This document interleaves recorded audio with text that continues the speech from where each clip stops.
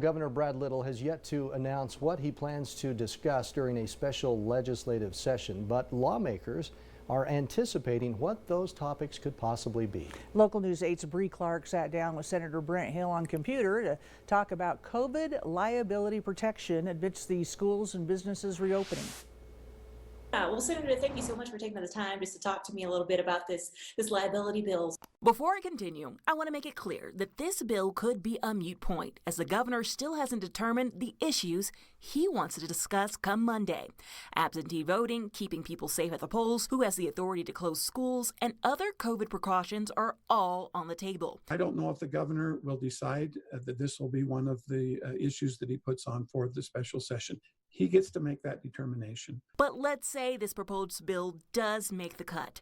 It would provide legal protection to public institutions like businesses and schools from COVID-related lawsuits. We're dealing here with a mysterious enemy. We got this COVID, it's unknown.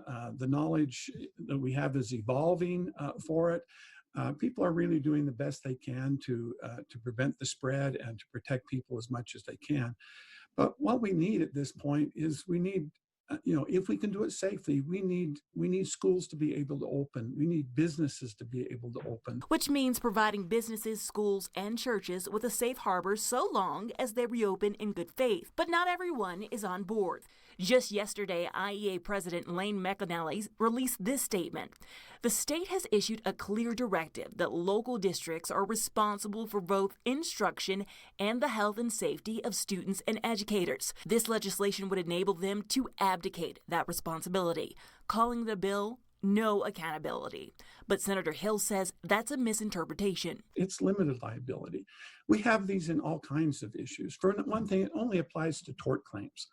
It doesn't apply to contracts. It doesn't apply to workers' compensation. Workers' compensation is not changed by this. If somebody gets hurt or sick on the job, they're still entitled to workers' compensation benefits and so forth. It doesn't protect those who are negligent, those who are not putting forth the effort to provide the protections that are out there. Lawmakers expect the governor to announce the agenda in the next day or two, and they say they will only be allowed to discuss what he chooses to put on the agenda.